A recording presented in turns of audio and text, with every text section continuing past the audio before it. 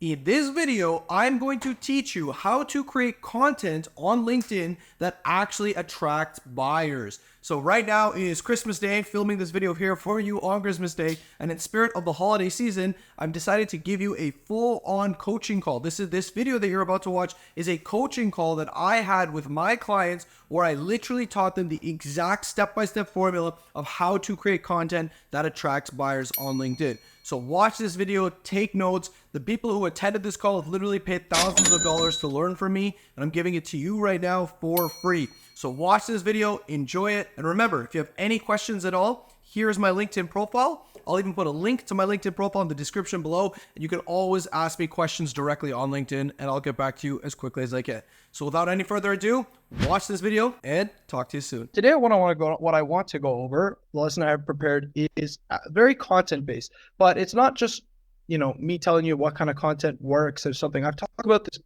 before.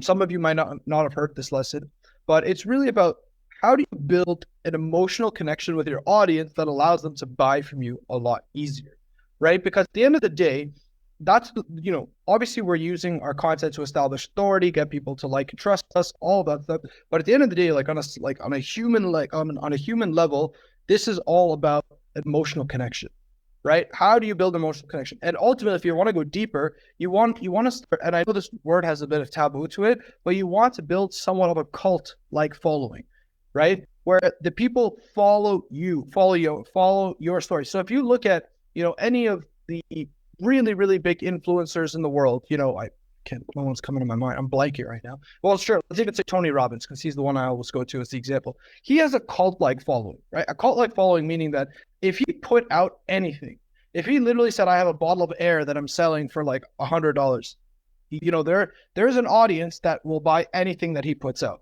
right? Why? Because they truly, truly connect with his message, right? They know his story, they know his background, they know everything about him. Now, obviously, we don't need to build audience as big as Tony Robbins. Of course, you can if you'd like. I'm not here to, lower anyone's expectations. But you can have even having a cult-like following of like 20, 30 people, who truly, truly, like I said, will like love everything you put out, want to work with you, will do anything. That can change your business forever. Right? You'll never have to worry. Any product you ever put out, they'll buy. Anything you do, they'll like. You know what I mean? They'll be your supporters. They'll be your fans. They'll be your customers. They'll be everything. But the key is you need to learn is about really learning how to cultivate an audience like that. Now, LinkedIn obviously is the platform we're using, and LinkedIn is great because every time we post content, we can speak to that audience every single day.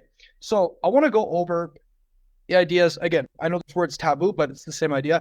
I want to go over the ideas behind how do you build a cult-like following? How do you build an audience that is super dedicated to you and allow other people to keep coming into your web? You want to, like, I always say, like, maybe this isn't the best metaphor, but think of it like a spider web. Like you set out a spider web, and every time you post content, the web gets bigger, and then more people stick to you. Stick to the web.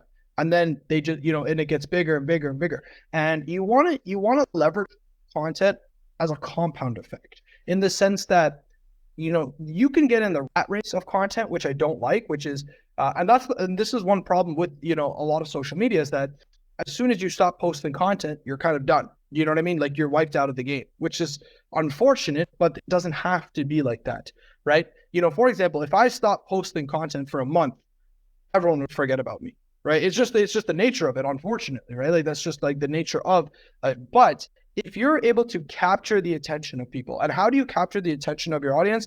Number one is through emails, right? You want to be able to capture as many emails as possible. So for example, I don't know if you saw the email I sent out yesterday. I have an audience. So like, again, this would not happen, at least knock on wood, that like if my LinkedIn account got shut down tomorrow, it wouldn't be the end of the world for me because I still have my audience collected somewhere. I have a community and it's all via email where I can communicate with them.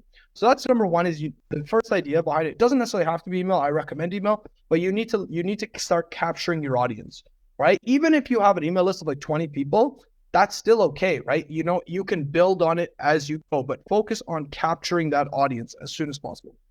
Now, the second part, that was more like logistical. Now, the second part here is more so the emotional.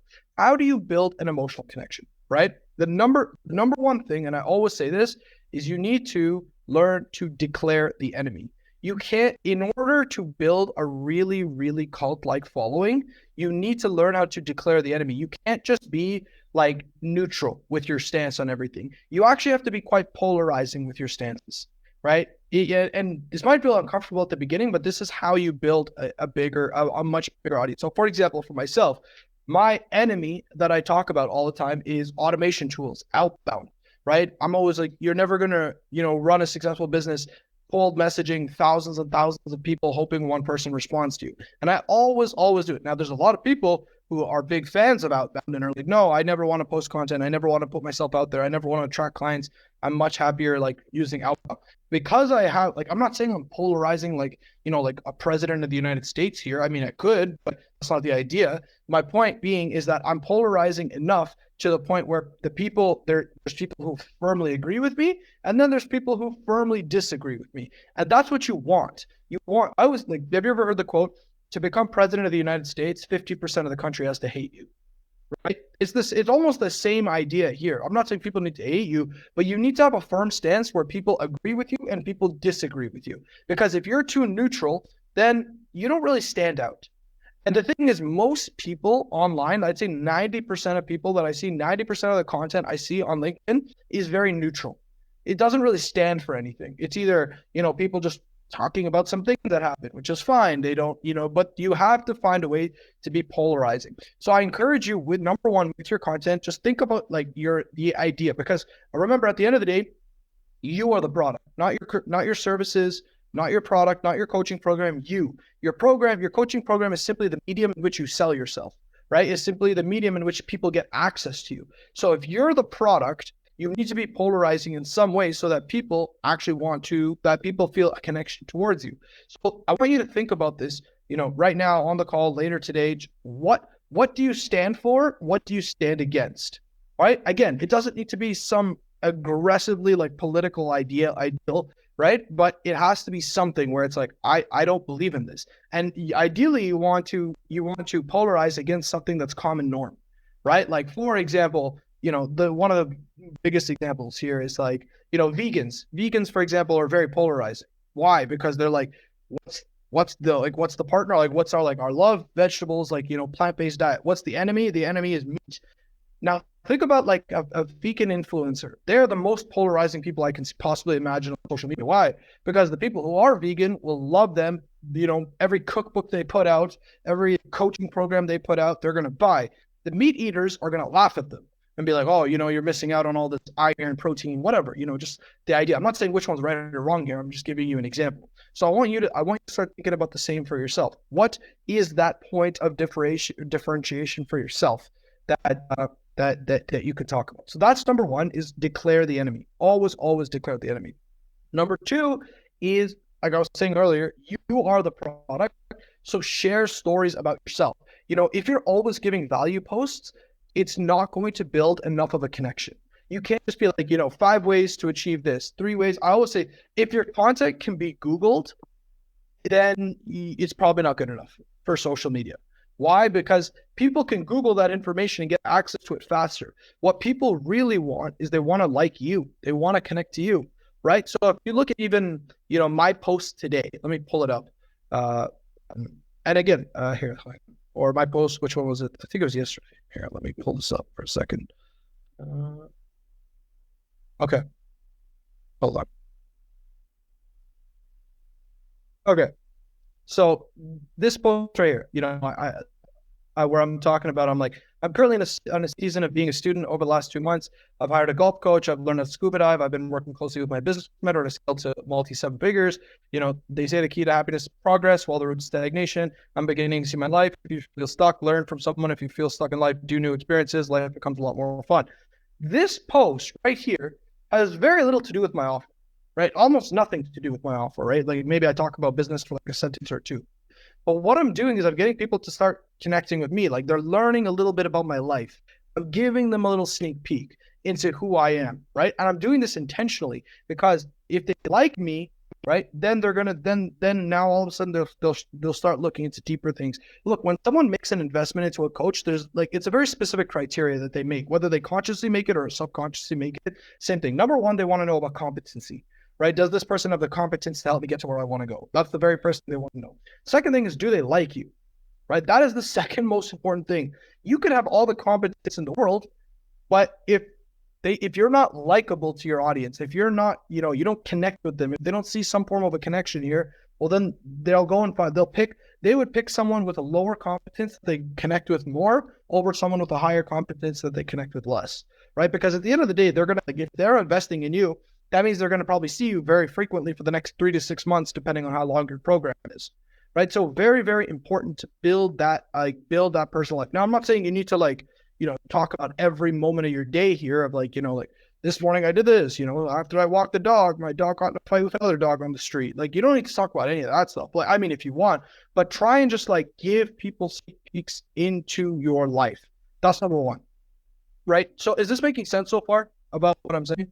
Yes? Okay. Good stuff. So yeah, like I was saying, so the two things so far, declare the enemy, right? Make sure you declare the enemy and be very open about the enemy, right? For example, and this goes beyond content too, right? When I get on sales calls with people, I had a call last week where the guy asked me, he's like, hey man, like, why don't you do outbound? It seems quite effective.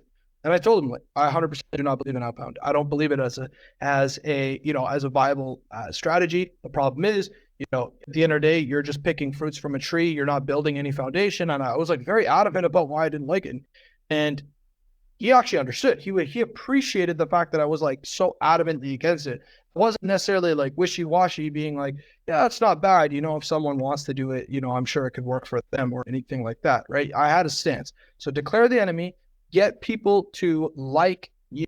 Now, the third thing, which is kind of contradictory to what I just said earlier, is, and then yes, add value to your audience, right? Add additional value, but make sure when you're adding additional value to your audience, you are directing them to the next step, right? This is one of the most important things, is to direct them to the next step, right? Because remember this, at the end of the day, we're building a funnel here, right? Like, you don't want here's the problem. Yeah, imagine, okay, let me put it this way.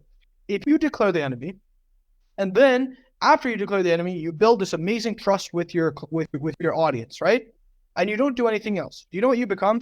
You become an online influencer, right? And do you know how many influencers I know on LinkedIn who have like 100,000 followers but make no money? It's because they're not pushing their audience to the next step, right? You have to remember, of course, we're trying to build a connection. Of course, we are trying to get people to know us. Of course, we're declaring the enemy. Of course, we're doing all of these things. But remember, at the same time, you're selling your services here. You're offering your services. You're looking to work with people. So you have to start making offers. Your income is directly correlated with the number of offers you make. If there's one rule in marketing, sales, business that you should always ingrain into your mind, is your income is directly correlated with the number of offers you make, right? If you make 20 offers for a call, you are in a far better place with your business than if you had like 100,000 views and no offers. Do you know what I mean? Like, at the end of the day, what are you looking for, viewers or buyers? So always look to push people into the next step, right? So one thing that I like to do is, I'd say once a month, I'll build some form of a new lead magnet, right? Something of that nature. And again, it doesn't need to be complicated. Sometimes it's just a Loom video where I'll fire up Loom, and just go through something. Like, even if it's me just screen sharing, being like, this. It's a 5-minute video. That added value is the next step. Make the offer for the call. Make the offer for the call afterwards. So always, I encourage you at this point, you should have some form of lead magnet in your back pocket at this point, right? Have something. It does, if you, obviously, the VSL is like the holy grail in that sense, the free training video that we talk about in this program and all that. Like, for example, the way I look at it is, my VSL, the one I have, the free training video, I have literally used that same video for 4 years, since 2019. Since 2019, that video has consistently brought me clients, has consistently served me. Obviously, I've changed it. I made updates, tweaked it, but the meat and potatoes of that video is the exact same for 4 years, which is great. So I'd say, in terms of lead magnets, I get the majority of my clients from there, right? Or appointment setting, right? But I'll drive as much traffic to there. But I can tell when it's drying out at times, when I've like overused it. So it's good to have something else to use, right? So that's why I say, oh, I have this that ChatGPT video. We had like 80 people request that over the last couple of weeks, which was great. Then of that, we ended up booking like 15 calls, and we closed like a certain amount of people from that. So always do that. So to kind of reiterate the points here, remember, number one, declare the enemy with your content. That polarizes you, and that's what you want to be. You want to be polarized. Any leader, any social media influencer, any business person that has really made a massive amount of wealth for themselves has always been polarizing, right? Remember that. Again, you don't need to polarize like a politician, but you need to polarize this on something. That's number one. Number two is build the emotional connection with your audience, right? Get them to like, trust you, talk about your stories, talk about your life, even if it has nothing to do with your business. Bring that stuff up. That will start building more of the audience. And number three, remember that you're running a business, and start driving people to the next step. Don't get lost in the idea, because I'll say this: if you have one post and it gets like 100,000 views, and you have another post that gets 500 views, and that 500 view post, you made an offer and scheduled 3 calls and booked one and closed one deal, what's worth more, the 100,000 views or the one you actually just closed, right? So don't look so much at the vanity metrics.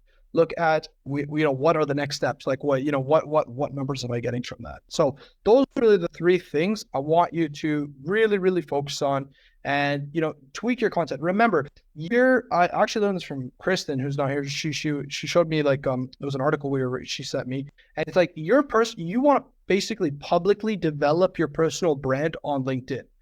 Right. So your personal brand today is going to be way different than a year from now. Your personal brand from 2 years from now is going to be way different than a year from now, right? You're going to develop, but you want to do this on the public sphere, right? Your clients will develop with you. The people you attract will develop with you. So, but just keep putting yourself out there. You at the end of the day, you are an influencer on LinkedIn, whether you have 500 followers or 10,000, it doesn't matter. You are an influencer, and no matter how big or small the audience is, build that connection, and you'll be in a much better place. Jay, you said if someone says they're also chatting with another coach, and you know how you're different, you share that on the sales call. Yeah, 100%. If someone says they're chatting with another coach, yeah, just I wouldn't even of course I would tell them about how you're different, but when someone says they're chatting with another coach, all I simply say is well, you're chatting with another coach, but you came onto the call to talk to me. So what made you want to talk to me as opposed to just staying chatting with your current coach, right? So don't never get into a defensive mindset when someone's like, oh, I'm talking to other coaches, or, I'm doing this. At the end of the day, they got on the phone with you. And when people ask me those questions, what I typically do is I bring the question back to them. I say, well, you booked the call with me, even though you're talking to another coach. So, you tell me what motivated you to book this call with me. Right? There must have been some reason as to why you booked it. And then they'll give you all the goods. Oh, I'm not getting this. You don't necessarily need to do the defending yourself. Let them do it all for you, right? It's like mental jiu-jitsu, if that makes sense. Okay, cool. Does that make sense though? With the thing, I know this is not as tangible as, like me pointing out, click here, do this. It's more like something you have to internalize with your content and your branding. But that's really the idea. If you go and study as well, certain people like Justin Welsh on LinkedIn, he's really good at this. He gives a lot of value, but he also talks about, he's a big proponent of the solopreneur life, right? He doesn't have any team or anything like that. And he has an emotional connection with his audience.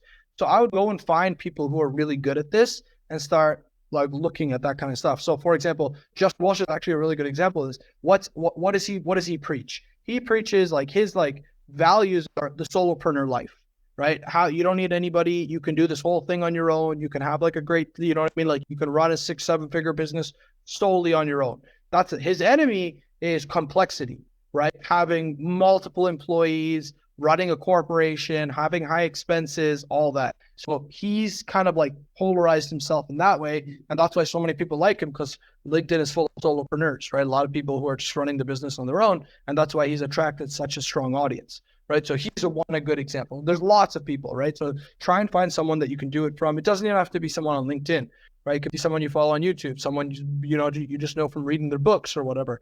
But that's really the idea. Build your brand around that. And I'm telling you, even if you don't grow your audience as massively as you like, the sheer quality of your audience will get deeper and deeper and deeper.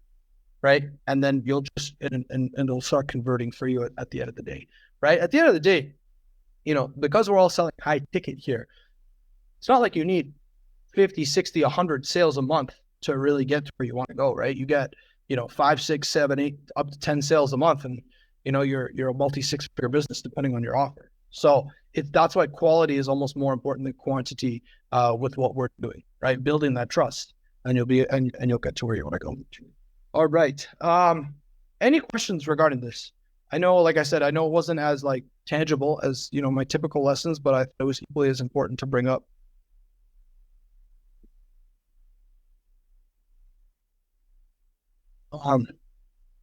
No questions? All right. So I'm assuming it was all clear. All right. Okay. Good stuff. Okay. Any questions regarding anything at all? I guess I'll just open it up on the floor now. So if there's any questions, anything you want to go over, at all, by all means. Maureen, I see you. Hi. Yeah, that was really helpful actually. That's sorry.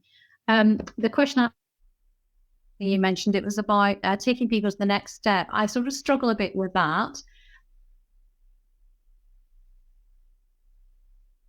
You just went on mute. You're on mute right now. Yeah. Okay. You're good now. You got me?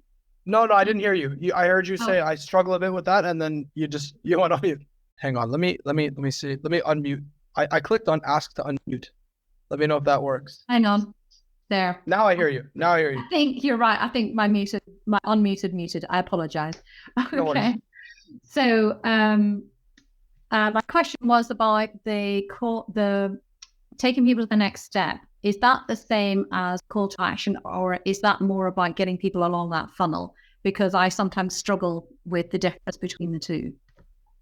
Yeah, that's a good question. So it's the same thing, right? Call to action and taking people to the next step is ideal. Call to action is what you do. Taking people to the next step is where they go, if that makes sense, right? So, but it's the same idea, right?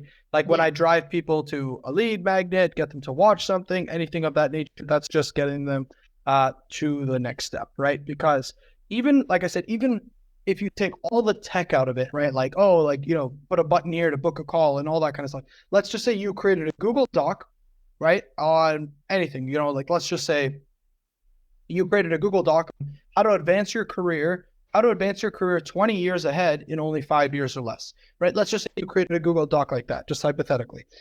You just give that information, and all at the bottom of the article, you just simply say, hey, if you liked what you learned in this and you would like to speak to me one-on-one on how I can help you with this even further, schedule a one-on-one call with me. You literally just put that at the bottom of the doc, and 10 people requested, you send it. Now, what I would anticipate is you send it to 10 people, maybe one person goes and books a call directly, you follow up with the other 9, another 2 people book, you have 3 calls booked, and ideally you convert 1 out of 3. And then you kind of just start looking at it that way. Right. I like the idea of the different lead magnet each month, because I think I tend to over-rely on what I've got, and I think you're right, it needs a variety. That's helpful. Thank you. Yeah, no problem. And like I said, it doesn't, and I'm speaking to everyone here, it doesn't necessarily need to be complicated. Some of my best lead magnets was just an idea that popped into my head, and I was like, oh, this would be really good to teach people. I think they'd get a lot of value from it. And I just fired up Loom, you all know what Loom is, right?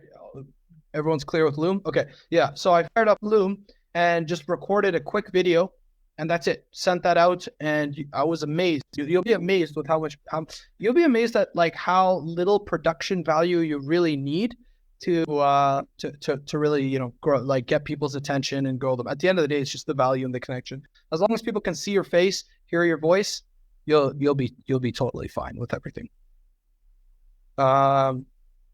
Okay, Jade said, Surem, can you remind me of the wording you would use to follow up with someone after they download your lead magnet?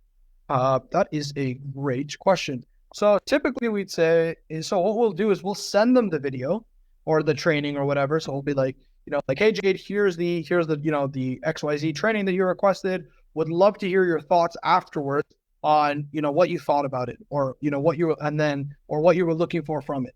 Something of that nature. Now, ideally, we'd like them to respond. Assuming they don't respond, then we follow up after a couple of minutes and say, "Hey, Jade, how did you have a chance to watch the training? would love to hear your thoughts on, what you got from it. It helps me create better lead magnets, or it helps me create better, don't say magnets, it helps me create better training videos, or so on and so forth. And then go from there, right? So it starts with the first message, which is you're asking them, let me know what you let me know what you think about it, XYZ, and then we'll go from there. Does that make sense? I hope so. All right. But to actually Jade's point, I wanted to bring something up, which is so I actually was supposed to do this last week, so forgive my delay, but we're uploading all the lessons. So me and Juanita basically spent all of last week updating the course on an entirely new module on appointment setting.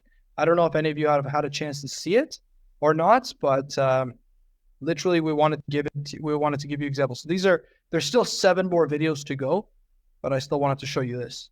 So this is it, module 1. So for example, how to start conversations, example 1. How to start conversations with potential clients, example 2. Like, we're literally pulling out real conversations and showing you examples. And then it's like how to handle objection when someone says now is not the right time. How to handle the objection when someone says I'm not ready yet. How to handle the objection when someone says I don't want to be pitched. How to handle the objection when someone says I don't have the funds. Or how to handle the objection when someone says I have lack of clarity. Now keep in mind, this is messaging, not sales calls. Sales calls is down here, right? Handling objections over here.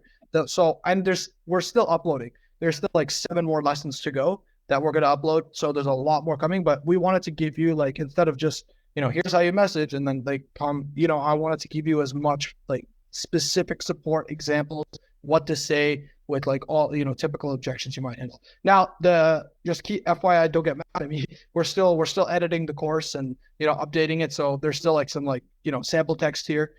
So kind of ignore this. We're going to clean all this up by the end of the week. But I just wanted to at least put it on the screen for you so that if you wanted to watch these lessons, you can. And they're not too long, right? Like this one's 7 minutes. Like Juanita's here is 4 minutes, 1 minute. You know what I mean? So it's really just like teaching you each one of these things, how to start the conversation, how to handle objections, all those kind of things. When's the right time? Like to Jade's question, what should you say? How to follow up with someone after you've sent them, a lead magnet, right? So those are all specific examples that we're going to put in here. So, I mean, you can go start looking at them now, and then, ideally by tomorrow or Thursday, it'll all be there, like fully edited and done and all that kind of stuff. So that'll be it, module 5.1.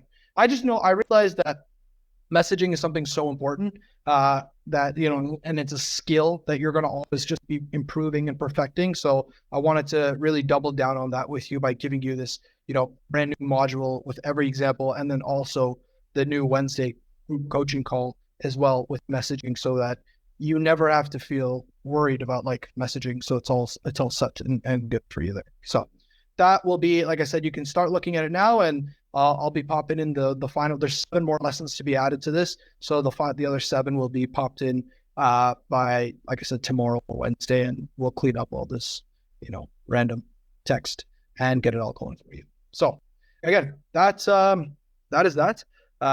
What else was I going to say? A couple of things as well. I don't know if this is a problem for you guys or not, but outside my apartment, where I live right now, there's like a lot of construction. So it's always bothered me. So I found this app, and it's actually recommended to me by Kristen. It's called Crisp AI. It's a free app, and I've been using it recently, and it's been fantastic. It's a free AI app. I'll put it here in the chat, Chris.ai. You can use it. I'm using it right now. So right now, as I'm talking to you, there is a lot of construction. I'm sure you don't hear anything in the background, right? As I'm talking to you. So it's a small thing. Like if you're ever in a noisy environment or you need to take a sales call, like for example, I had a sales call last week and I was in the airport, and like you can imagine how noisy that is. So I had the Crisp AI app, crystal clear. Didn't hear like a thing. So it's not just like noise cancellation. It's like a regular noise cancellation. It's actually like a full AI tool. So it connects with your Zoom, your Loom videos, any form of recording that you're going to do. It sets it up, and it's super awesome. So it's totally free. I recommend you all download it. I don't know if you work in quiet places or not, but I like to have that in my back pocket, and I found it extra useful when I was on a sales call in the airport, where that could have easily gone wrong with all that background noise. So cool app there. And another app I actually started using very recently, I don't know if anyone's heard of this. It's called Rise. Here, let me show this to you. Again, I'm just kind of going off on some random things. But this is called Rise here. So what Rise does is Rise. I really, really like Rise because it's another AI tool that just helps track your productivity for the day. And I've started to use it, right? So for example, today I have been on meetings for an hour and 30 minutes. Whatever, I took a break. I've been doing other things, 51 minutes. So it really just tracks your entire day, and you don't need to do anything. You literally just download it and it tracks everything. And I find it really good for my productivity because at the end of every week, it literally sends me a PDF and it says, sir, you spent 8 hours on video calls. You spent only 2 hours on doing like deep work on your business or something like that. So again, I found it really cool. It's like, I think it's like a free app or like it's really, really cheap. But anyways, I just want to keep you updated with what I'm doing. I find this, I'm trying to really improve my productivity, and just knowing that there's some AI tool that can, track everything I'm doing and make my life a lot easier. I highly, highly, highly recommend it. So yeah, I'm still figuring it out, but it's a small thing. Yeah. I heard my name. Yeah. Does that tool, you integrate it with your calendar or something, and that's how it tracks your productivity? So if yes, it tracks, it tracks. Not only integrating with your calendar is just one thing, but it tracks everything. So for example, like let's say you get on the call, but it's a no-show, right? Nobody shows up. It's not going to track like, oh, Christina was on that call for 1 hour. Or maybe the call only ends up going, like you schedule it for 1 hour, but the call only goes 10 minutes. It's going to only track the 10 minutes. Or like, let's say, I don't know, you get distracted and you start watching some YouTube or something like that. It'll take that as like distraction time, like 45 minutes or something like that. And if you start working, I don't know, like open up a Google Doc or something, it'll count that as like focus time. Like it starts to pick up on your patterns and everything like that. It just helps you get like, it helps you be a lot more just creative with not creative, like structured, organized, focused with everything like that. I don't know. For me, if I can even get like, the way I look at it is if you can get an extra 5 hours out of your week, just from something like this, you multiply that by 4, that's 20 hours a month. So I don't know. So it kind of runs in the background, to kind of just track how you're moving. Okay. Exactly. It's an AI tool, so it's not just like connecting to like certain apps and like learning, taking the information from the apps. It's figuring out like a lot of things. So for example, let me show you something here. So check this out. Again, I'm still figuring out how to use this, but so like I think this is looking at yesterday, right? Yesterday, this was my time. You can see this. So I spent 18% of my time on Clipscribe, uploading the videos. I spent 18% of my time on WhatsApp, probably distracted, should have been doing that. I spent 17% of my time on the notes, which is creating content, 10% of my time on LinkedIn, 5% here, or maybe this was today. I can't remember, one or the other. And then then it organizes it by categories. I was, video conferencing. This is yesterday. So yeah, yesterday, I spent 43 minutes on video calls, social media, 31 minutes, in-person meetings, writing, all this stuff. So it really tracks everything that you're doing day by day, week by week. And then you can like program it to say like, hey, I want you to warn me if I'm on social media or if I'm on YouTube too much. And it'll literally let you know, like, hey, Christina, you've gone on YouTube too much today or something like that. So, and I like it, right? It's good to know, like, because I find that, day to day, we kind of get bogged down with just like doing all the work, and then we kind of lose track. Like, what exactly did we do today? And then it's kind of nice to just have something to be like, well, actually, like to the pinpoint, you spent 18% of your time on LinkedIn. You spent this much time here. You did this. And it kind of creates like a nice pie chart for you and does it. So again, I think I'm only using this thing for like 10% of its capabilities. But it seems to be really cool so for what I'm using so far. So Rise. Yeah. So anyways, that's it. Yeah. So again, once I figure out more with it, maybe I'll create a lesson out of it and tell more people about it, but I'm still in the beginning stages. But I really like to be an open book with you guys and just kind of give you as much value as possible, as to like whatever I'm doing, you should like jump on or not with it all. Okay. Good stuff. But yeah, that's pretty much it with me and all the apps that I'm using. The AI tool for the noise cancellation, and then yeah, this one, they're both really good. So, but the AI tool for noise cancellation, just download it. Like honestly, it's free. Use it. Like if you're in an airport or you're on the go and you have a call, it kind of eliminates the need to like, oh, I need to get home. Do you know what I mean? Like I used to have that where it's like, oh, I can't take this call until I get home. Right. Well, now all of a sudden you download this app and now you can take that call. You could be like a train station or wherever, right? And it completely blocks out all external noise. And it's as if you're like at home having a one-on-one call. Now, it's not ideal to have a call at a train station or an airport, but things happen. So it's good to have that in your back pocket in case you need it. So I'll leave it off with that. Any final questions? Anything at all going on? I do have message. I do have another. Yeah, go ahead, Christina. Oh, sorry. I didn't know if anyone else had one, but No. Go ahead. Go ahead. A quick question. Something came up on a sales call yesterday, and I wasn't sure how I felt about it. I wanted to kind of get your thoughts. Ultimately, it didn't end up in. I think I provided value, gave them some pointers on, some of the job searching that they were doing. But the question at the end was, oh yeah, can you just send me your, one page, sales? Just let me know like what your program is about. And I intentionally have not put that together because I'm not necessarily trying to have that out as a one pager. Here's all of the components of my program, and I don't necessarily want to send it in an email. So I'm just kind of torn about whether or not to put this together. And I'm certainly, if I were to, I'm not going to put what the cost of the program is out there because, to a point you've made before, we're talking about the value and the transformation, right? The end results that you get from going through the program and not necessarily, folks can get fixated on that price and say, oh, I can't afford that. And so how do you feel about actually sending, following up that sales call with, that requested information? Is that worthwhile or is it just worth? Did they request that on the call or did they request that after the call? On the call. Okay. It's always good to have the offer sheet for sure. Like definitely have your offer sheet ready and, in case you want to go over it, but what I would do is I would go over it with them on the call, right? If you have them on the call, that's probably the best thing to do. Be like, okay, yeah, absolutely. Let me pull it up right now and I can guide you through everything step by step.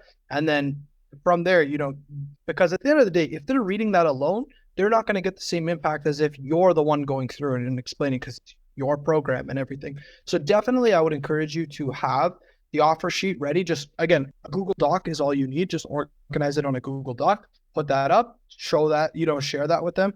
And then you can start making offers afterwards, right? Going, and explain the program. Yeah. And I did actually, I reviewed it with her on the call. But essentially her response to it was, oh, if you can just send this to me, and I'll take a look at it. There's a lot of programs and yada, yada. So I went through all the detail. I honestly just think that it wasn't a good fit and that's okay. And maybe that was just a pleasantry, at the end, but I wasn't sure if it's something I should, even consider, but it didn't feel normal for me, or organic really to send it. So. Yeah. I think it's really contextual. It depends on the person that you're talking to. I don't mind sending it, but I would have liked to have gone through it with them first. So for example, I had a call on Thursday, right? Went through the entire program with the guy, showed him, this is what you're going to get, this. And he says, okay, great. And then like standard, hey, can you give me till tomorrow to like give you a final answer? I said, sure, not a problem. And then he just said, and I was the one who said, because I saw him writing down notes about the program. Like, okay, so you said it was this many calls, this many group calls. I could see from my eyes that he was really trying to gather information about the program. I was, let me just make your life easier. Here's the Google Doc. Because I knew he really cared and wanted to see it. So therefore I sent it to him. So that's a contextual example where I would send it to him. But you're right. If someone was trying to give you pleasantries and say, hey, like just send me, the details and I'll get back to you. Then I've actually said this on calls where I'd be like, hey, absolutely no problem. I can send this over to you. But is this something just, between you and I, is this something that you're seriously considering? And I would say, look, you're not going to hurt my feelings if you say no. I would just love to know where you're at with all of this. Right. And then let them know. Cause I always say like, look, you're not going to hurt my feelings if you say, no, this is not for me. Like, you save us both time here. So is this just pleasantries? I wouldn't say, is this just pleasantries or, is this something you're actually interested in? But sometimes it's worth it to actually get direct if necessary. Okay. That's helpful. Yeah, Thank you. no worries. But yeah, definitely have the doc ready. I would say that. Just always kind of have that in your back pocket. Thank you. Okay. Appreciate it. No worries. No worries. Any other questions? That's all. Good turnout today, by the way. Appreciate everyone coming. It's a good call. Chet, you turned your camera on. Does that mean you have a question? No question, no question. All right. I'm also Um, I'm sniping here. A Hamid, question go ahead. from my side, yeah, Sure. because I'm working on creating the offer, and my question is how much detail should I put into it? And I know that when I went through the program, nobody really walked me through all the 12 modules that I'm going to go through. So I was wondering, how much detail is it enough if I say module 1 is about this, module 2 is about that, or should I put some bullet points to it, or should I just keep it, let's say, for discovery to walk through? Yeah, great question. I would put the modules of what anything you can, right? You don't want to unnecessarily fill it with like, information that, you just need, you feel like you're putting on because it'll make it look more in depth. So definitely not that. But I would put a title of the module and some bullet points underneath, right? So it doesn't need to be like long at all, right? It can just be like a couple points here. Let me just like Michael Barris's example is really good. So for example, let me Yeah, I was copying his. Yeah, his is a great example here. So if you look at his, module 1, the confidence, the foundation of effective speaking. Just a couple of bullet points: understanding your roadblocks, pushing through your comfort zone, accepting that you're a performer, embracing your personal story. Right? Like that's just I would just look at Michael's as a great example. I think he did like he organized each module, very succinctly. So that if any way to do it, I would do it like this. Like no need for like paragraphs or sentences or anything like that. Okay. And don't necessarily fill it just because you feel it's important to fill everything. Okay, excellent. Thank you. Okay, no worries. Great question, though. Really good question. Any other questions? These are good questions that are coming, though. I appreciate them all. No. All right. Okay. Well, I appreciate everyone coming out today. I know a couple people jumped in late to the call, so the announcement that I was saying, to repeat it again, is that we're now going to have messaging Wednesdays. So that's going to be specifically with Juanita. So Juanita's my right hand, my appointment setter. Like, I mean, she's more than an appointment setter now. She does everything with me. So we're gonna be implementing that starting May 31st. So at the end of the month. Where it's going to, like I said, every Wednesday from now on will be with Juanita on appointment setting. So any questions you have regarding messaging, all that kind of stuff, you can come to the call and bring them to Juanita. She'll be able to answer them. So like, I don't know, if you have a question, like somebody says something, you don't know how to respond to that, bring that to the call. So that's going to be happening every single Wednesday, starting May 31st, obviously minus holidays or whatever. But I'm very, very excited to do that. And then nothing changes from these calls. Everything else will be the same. It's just an extension, right? We're just adding this. So anything outside of appointment setting, bring them here to me. Right? So don't ask Juanita, like check your offer sheet or anything like that. I'll take care of all that. But, specifically when it comes to messaging, that call will be with Youre moving forward. So I'm going to be setting that up. Timing yet, I have not confirmed what time that's going to be, but it's ideally going to be around the same time as these calls. So within like 1 hour or so of these calls, it's going to be it moving forward, and that'll be it. All right. Awesome. Okay, cool. I will confirm for like coming up, but I'm, like I said, excited to announce that Juanita's really good at appointment setting, like probably one of the best I've ever seen. I think she's better than me at it, to be honest with you, which is good. I always hire better than you. So yeah, she'll be really, really helpful. And my goal over the next 6 months with all of you is really to make you all masters at appointment setting too, so that when you have that, when you're going in the inbox, when you're talking to prospective clients, that you know exactly what to say, you know how to book these calls and all of that. So that's really my mission personally with this, my focus over the next few months. Obviously everything else too, but I really want to make you all really, really good at appointment setting, because I know when you develop that skill, everything else comes really easy. So I'll do my best, and I hope you give me your best too over the next couple months, and we'll go from there. All right, take care, everyone, and I will see you on Thursday, and the recording will be up as usual on the Google Sheet. Take care, enjoy your week, and we'll talk soon. All right, no worries. See ya. Bye.